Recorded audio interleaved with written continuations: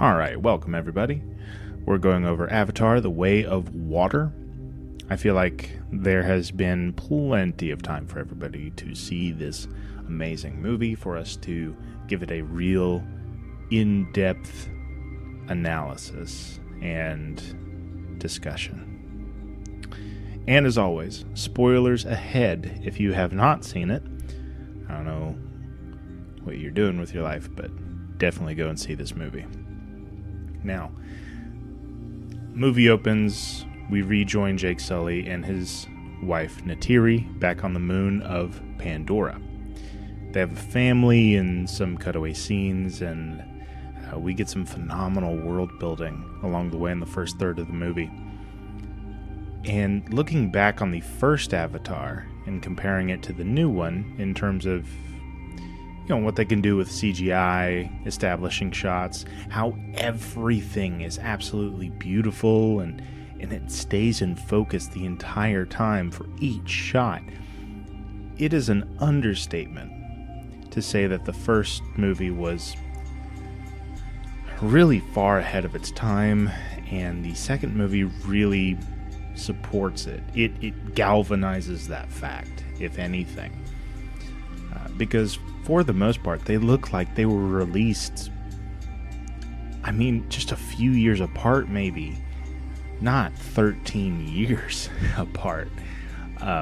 That's how incredible the first movie was in terms of the advancements in CGI and motion capture.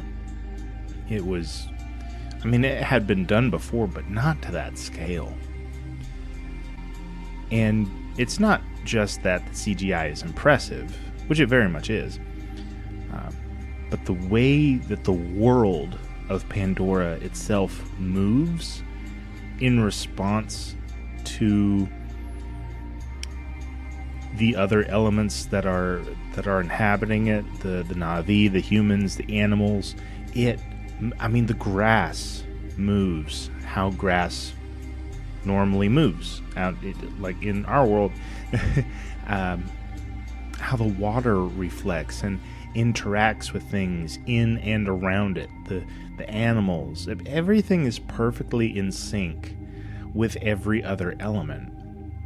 And in the realm of computer graphics and building almost everything in sequence, it really is a masterpiece, to say the least. The amount of things that had to be done for each and every shot, the motion capture with the actors, the voiceover dubbing, the shot cuts, the CGI layers, keeping everything in focus, all of that and more has to be stacked on top of each other for a 3-hour feature film.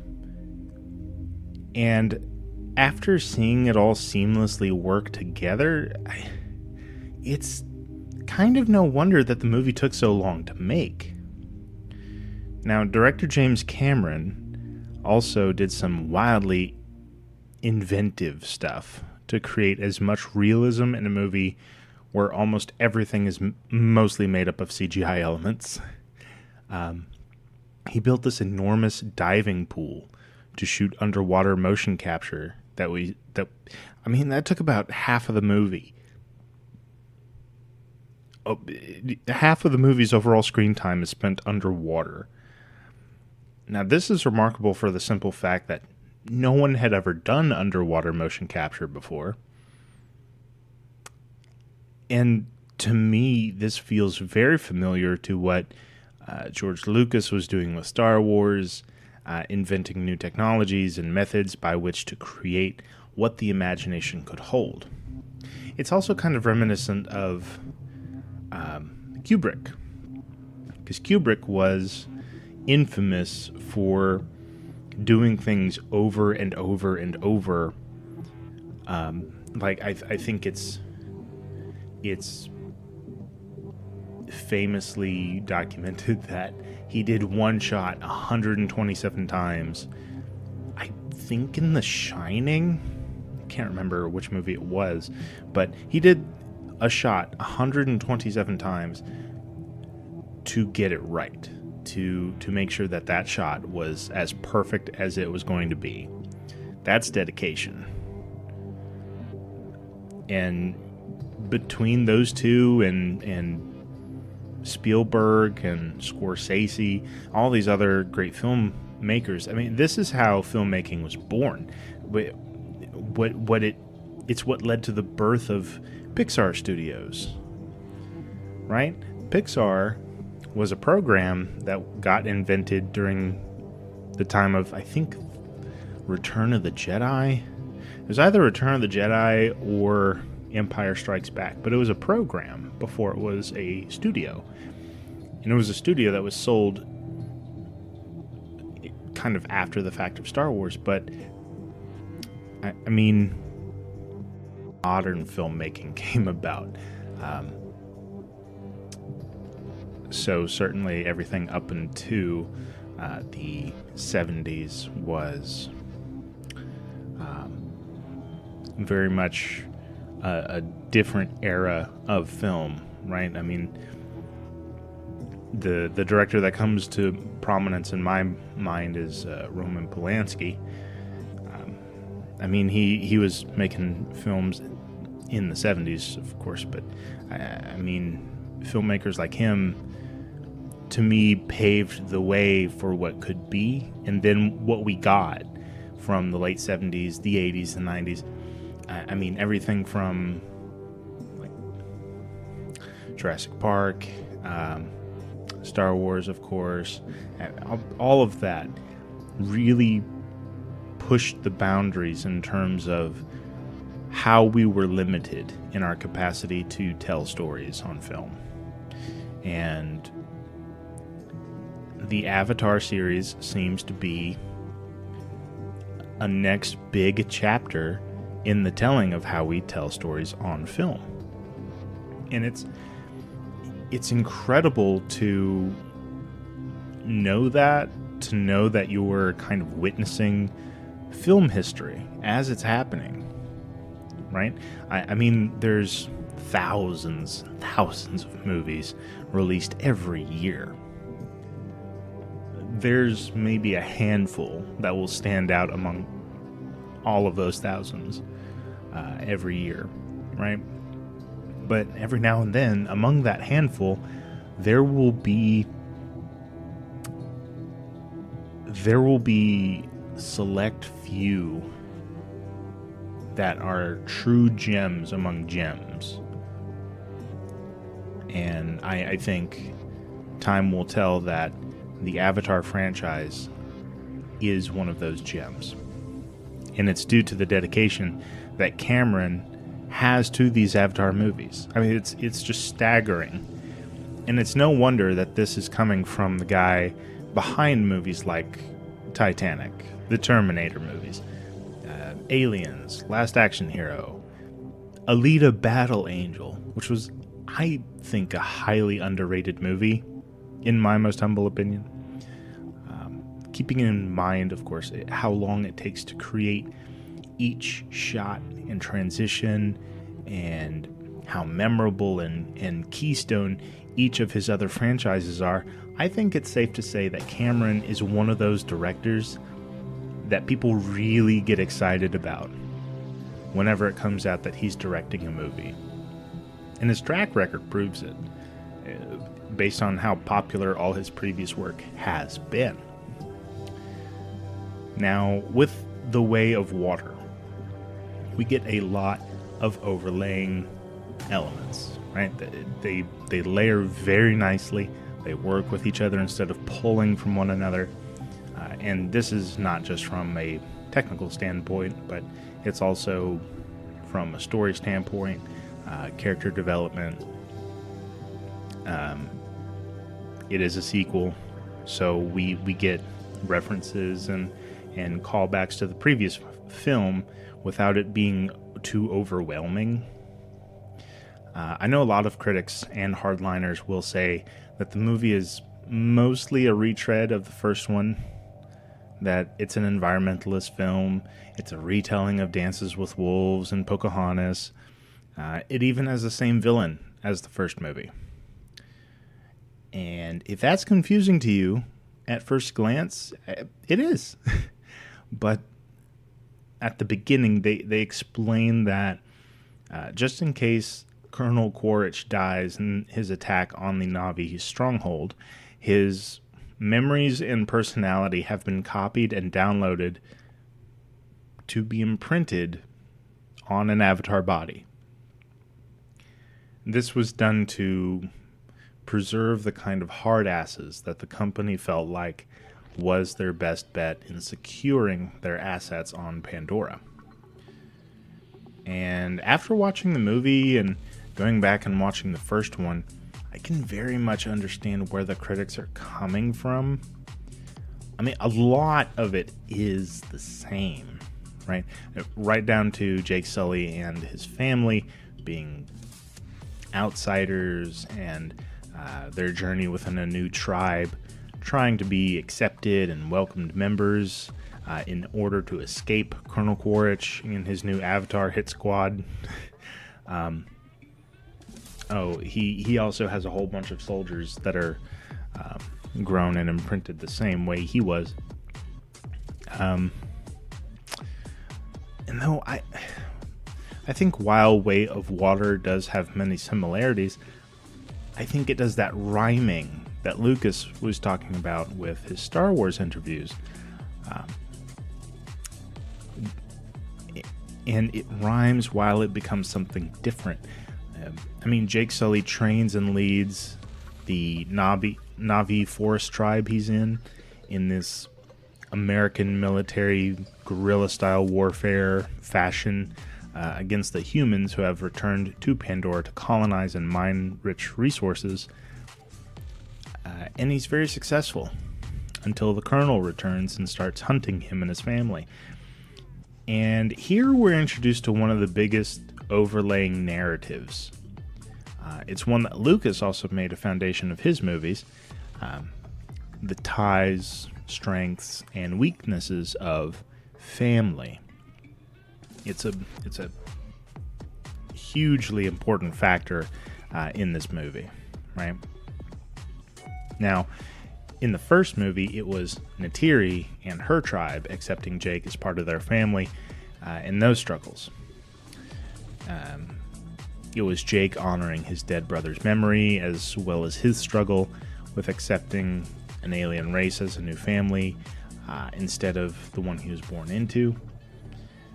Now, in The Way of Water, we get Jake and Neytiri having a big family with lots of kids, even kind of pseudo-adopting a human boy named Spider, who grows up with Jake's kids, who just happens to be the bastard son of Colonel Quaritch. Now, this is a clear evolution from the first film. We're dealing with more complex family dynamics, especially at the end of the movie. Jake's oldest son gets killed by Quaritch. Quaritch gets saved by his estranged son Spider after exchanging Spider's life for the life of Neytiri's daughter. And that is showing that Spider and Quaritch have this grown compassion for one another. It's a bond that seemed impossible at the beginning of the movie. These were two characters that wanted nothing to do with one another. Spider actually growing up to hate who his father is and what he had done. Justifiably so. But by the end of the film, we see this grand shift in dynamics between these two characters as Spider teaches his father how to speak the Na'vi language better. He acts as a translator and an intermediary with the Na'vi for his soldiers. He even watches with pride and admiration as Quaritch fights and tames a wild Ikran. Now, it's relationships like this, with authentic character development, that really justifies the movie being 3 hours long, because it needed to be 3 hours long. I mean, if these kinds of things were rushed, we would feel it. If just all of a sudden they had this compassion for one another, we would be very confused. We'd be like, well, where did that come from, right? But we get to see why it's there. We get to see how it grew. Another largely important part of this movie, of course, is the CGI involved, but it's more than one might initially think. Reason being that all of the returning cast from the previous film are a bit older now. And after watching some interviews with the likes of Sam Worthington, Sigourney Weaver, and Stephen Lang, it kind of shows. I mean, Stephen Lang was he was getting long on the tooth whenever they did the first film. Now, yeah, they needed to make him a motion capture CGI character for sure. I mean, The Way of Water is set to be about 15 to 18 years after the first movie, so you could justify the return cast being that much older. But this does generate a good conversation as to whether or not the CGI used to create these characters and character layers to, make them not seem as old as their actors should. Should that mask their age or not?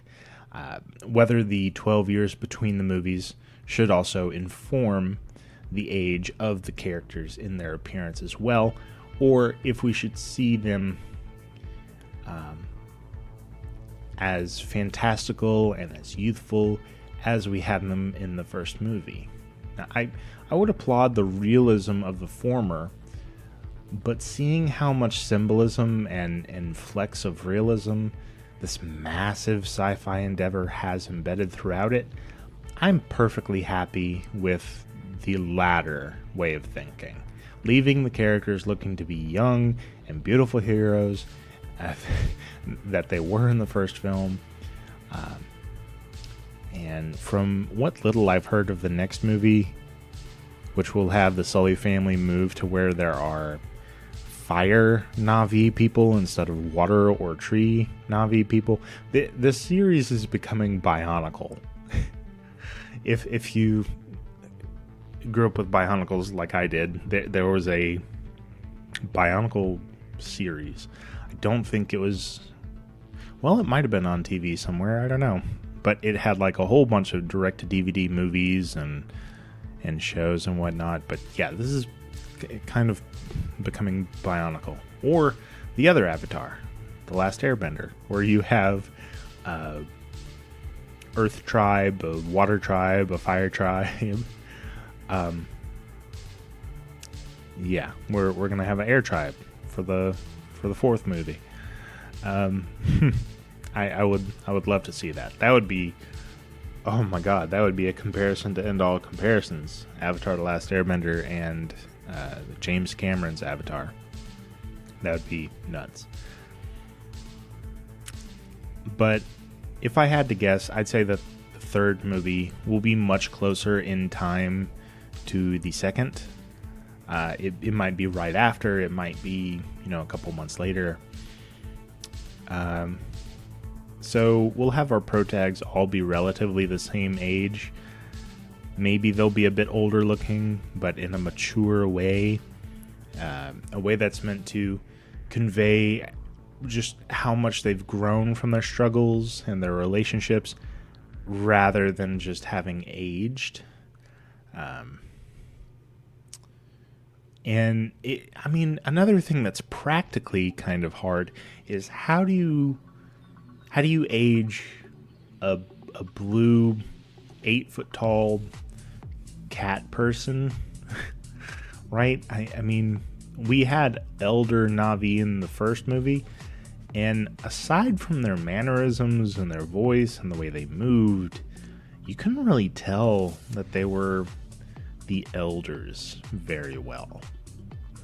They don't have the same distinctive elderly features that humans have, which is what we're used to. So I guess you could kind of get away with explaining it that way, that we just can't tell how old they are because they're a different species. So Yeah, I mean, I think they'll be fine. I don't foresee any problems with that. I do think it is worth noting that something that this movie has experienced that I don't think that the first movie got in any capacity, and I really rolled my eyes at this, and this movie got some backlash by being touted as some white savior complex movie where the Na'vi are the noble savages and they're only victorious and able to defeat the invaders because of the white man hero. This is odd for me for several reasons. Chief being that the main reason, especially for the fights in this movie, the Na'vi keep beating the mess out of the Marines, and it's mostly Neytiri, not Jake. Neytiri is an absolute beast in this movie. She's something to watch. I mean, she shows incredible skill, and they make her graceful and ferocious, all with bow, arrow, and knife against enemies with rifles and machine guns. I mean, they make her like the Na'vi equivalent to Rambo. It's something to see. Now, let's remove Jake from all of the big battles between the Na'vi and the humans. Could the Na'vi still win the engagements with the humans? Yeah, they could. They could 100% still win. But take out Neytiri? There's little to no chance that the Na'vi are winning. There's other deciding factors, but they're going to get decimated, I think. I mean, it's like removing Anakin Skywalker from the Clone Wars. The Republic just gets decimated without him. Or Obi-Wan Kenobi. Or Yoda. Or Windu. I mean, take out any of these major players and hey, their side just crumbles like a house of cards. I mean, matter of fact, Jake tries to lead the Na'vi away from conflict and advocates peace and nonviolence with the water people. Now, Neytiri? Nah, son. She is 100% commando. All pro-war and here for the routing of the vile invaders. And by proxy, her kids are very much the same way. Granted, they're a big reason that what are they called? The Metakaya? I think so. They're a big reason why the Metakaya go to war with Quaritch and the Marines in the first place. But then the Sully kids are all hands on deck when it comes to trading blows and striking against the human invaders. They're eager for it. They're 100% let's go get them, right? Especially his two sons. And that kind of makes this whole white savior thing weird to me because it's a clash of species. It's a clash of cultures, not color. Ironically enough, as you have blue people fighting white people. But the Na'vi are supposed to be, in those critics' eyes, the Na'vi are supposed to be a placeholder for Native Americans and indigenous peoples. Something I do think is kind of eye-roll worthy, because we're talking about a science fiction fantasy film. Why wouldn't a nature communing people evolve culturally much the same way Native Americans and indigenous people did? And that doesn't make them the same thing by far, especially if you look at the movie as what it's supposed to be, a science fiction, environmental, message-laden, family-centric film with philosophical tendencies leaning towards ideas of unity, communing with nature, and what a family is, and what a person and their community are willing to do in order to survive. I mean, another big reason why the whole white savior argument is kind of absurd to me is that Jake has, in every sense, fully assimilated into the culture and people of the Na'vi, while, of course, bringing what he knows to help them in times of crisis against Earth's second invasion of Pandora. Now, he has quite literally become one of the quote-unquote people. His neural pathways, his personality, his soul being transferred fully into his Na'vi avatar via Awa. And that was during the final moments of the first movie. He has dedicated himself in every way to a foreign people. I mean, he gave his literal soul to them in exchange for being able to be with the woman that he fell in love with. He did become a leader among the Na'vi, but his leadership is almost immediately given up within the first third of the movie. And he submits himself to a foreign chief. He lets himself be led instead of being a leader. Now, he leads alongside the chief and the chief's wife to go rescue their kids, but they become friends and allies, and they respect one another. But he is very deferent for a majority of this film.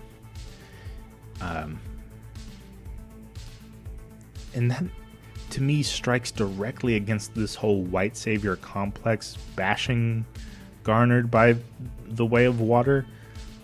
What kind of messianic figure gives up their leader position at all?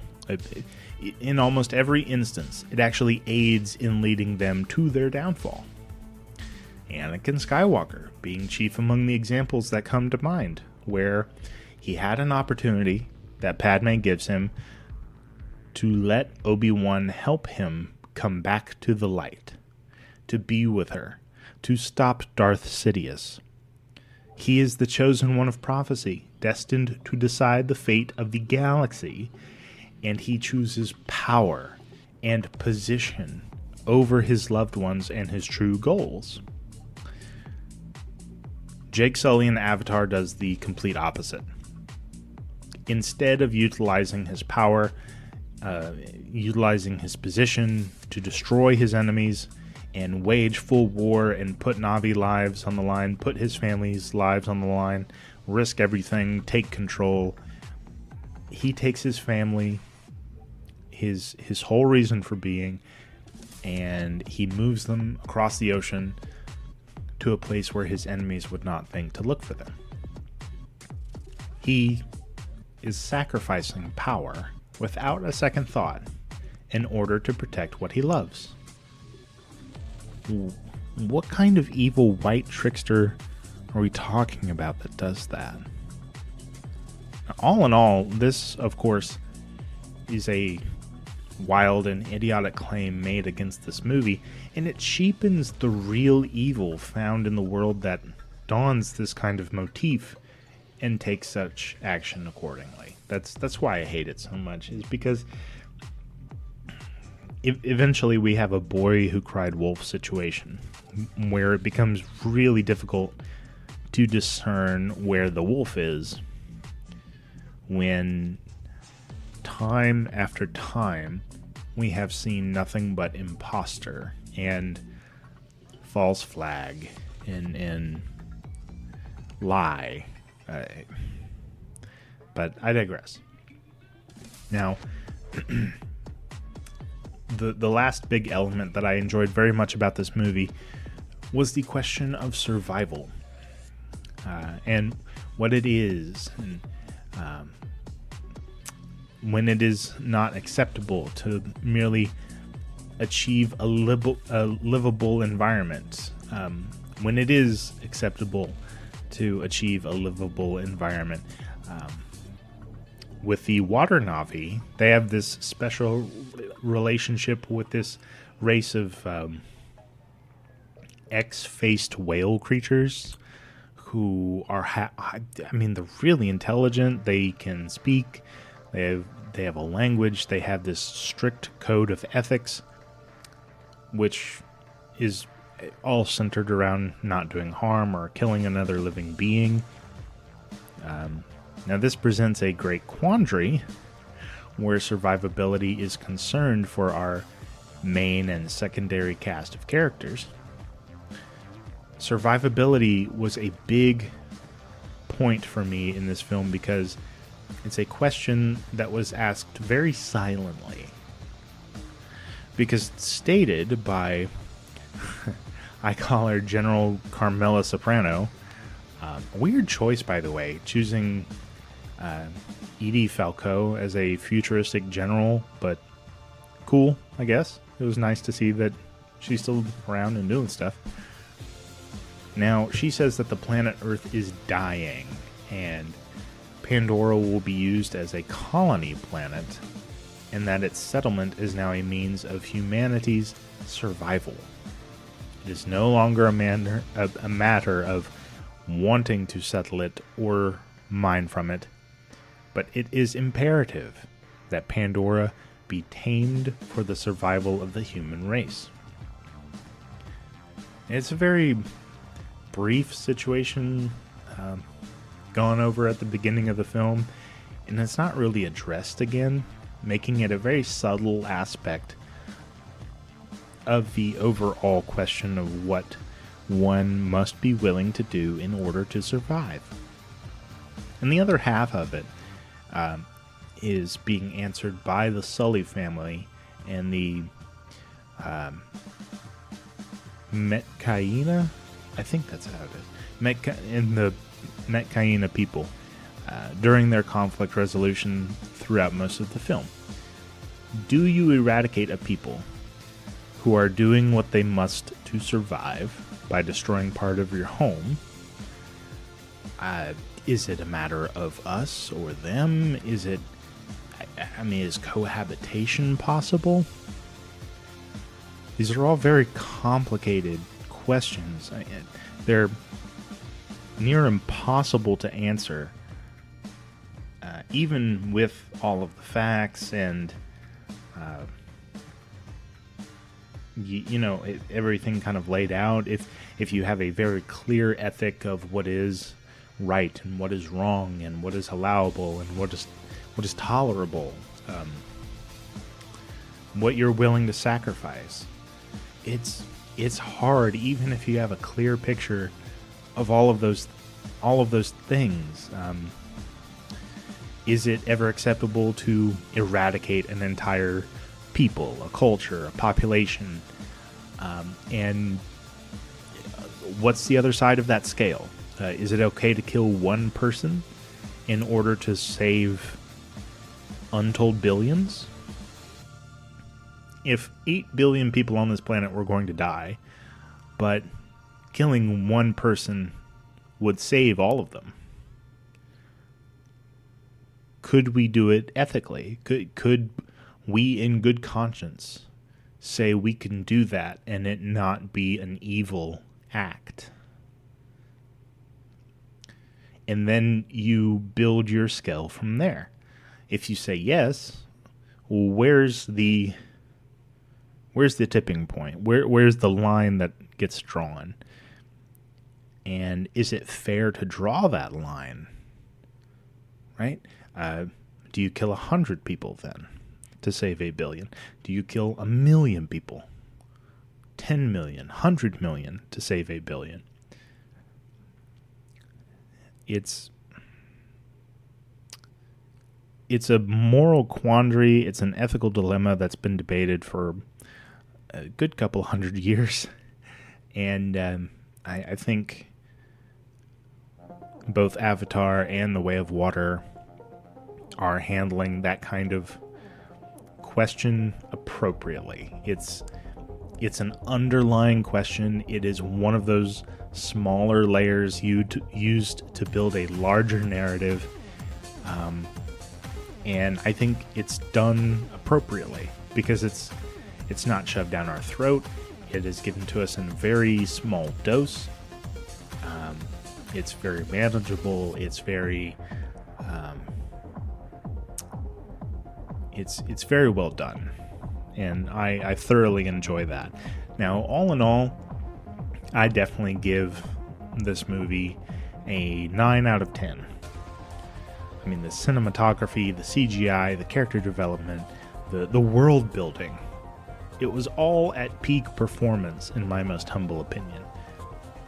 And it definitely evolved the first movie from simply being a Dances with Wolves remake into something entirely its own. And I, for one, am greatly anticipating the rest of the Avatar franchise to come. That's all I had for today. Thank you guys so much for tuning in.